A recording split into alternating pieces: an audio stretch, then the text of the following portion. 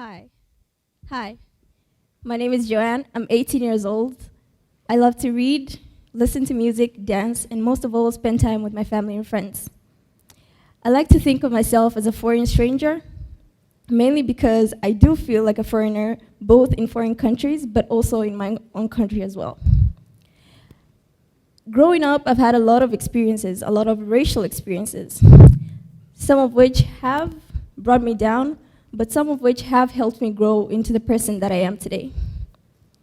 As a kid in school, I've had kids who've told me, you aren't black, or you act like a mzungu, which in my country means like a white person, or I do something and they go, do black girls do that?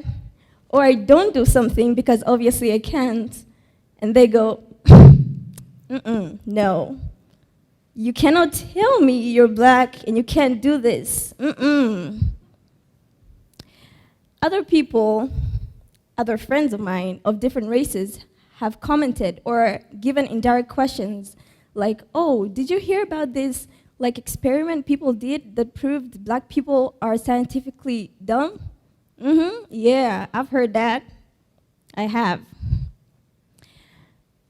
Now, when I chose to question these little comments, these little indirect questions, they told me, oh, but you're not like other black girls.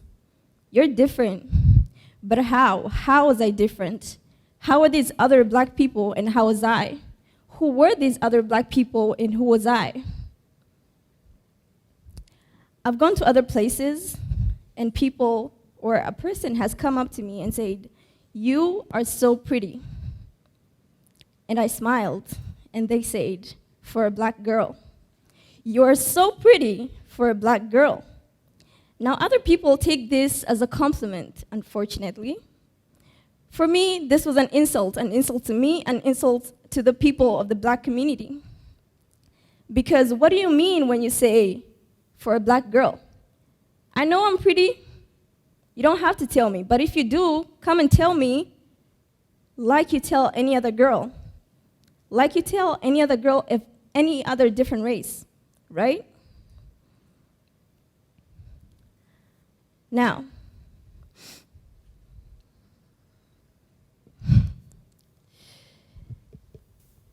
I'm saying these things because obviously they annoy me. And they annoy me because, first of all, they come from assumptions. Assumptions based on black people. Because this person is telling me that there's a whole group of these black people and they're ugly.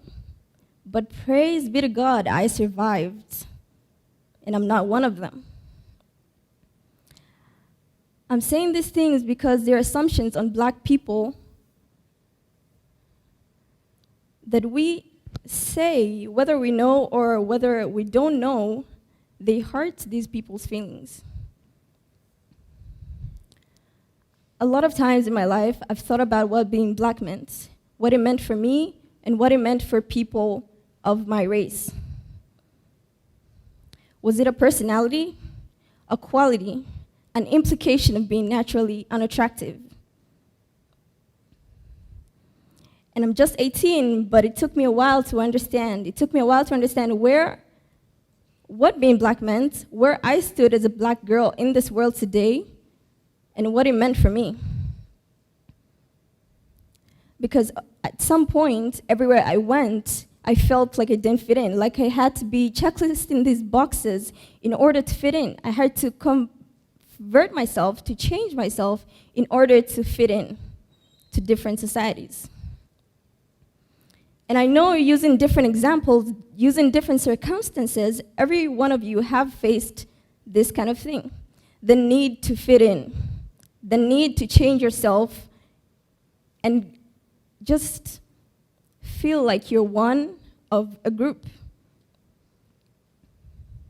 And not even to prove it to yourself, to prove it to society, because they tell you, oh, you're this, and so you have to do this and this and this in order to become someone, in order to have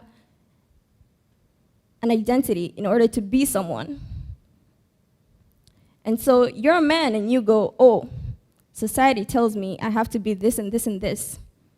And after checklisting those boxes, you say, okay, now I am a man. because they have given me the approval that I am a man.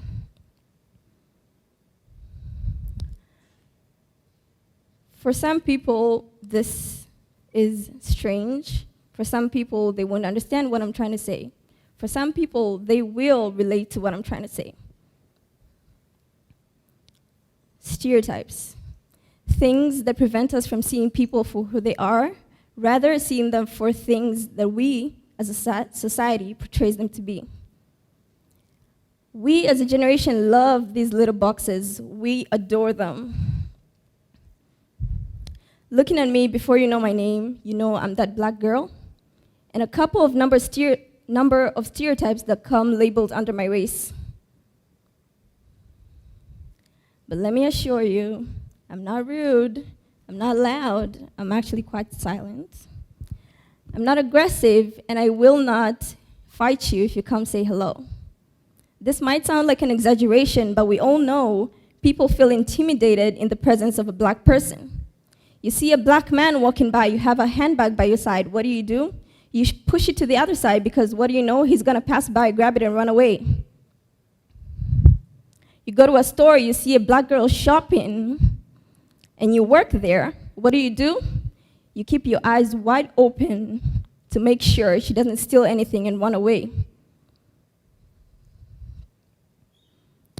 Like I said in the beginning, I've had a lot of experiences, a lot of racial experiences, some of which, if I chose to speak of today, I wouldn't know where to start, I wouldn't know how to explain myself, I wouldn't know where to end.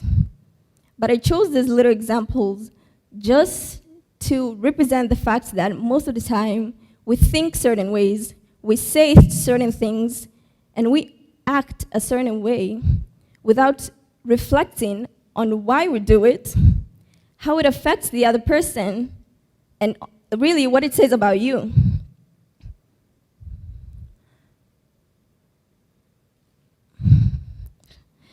What it says about you.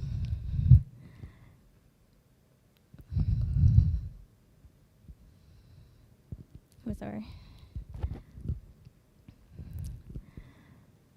So,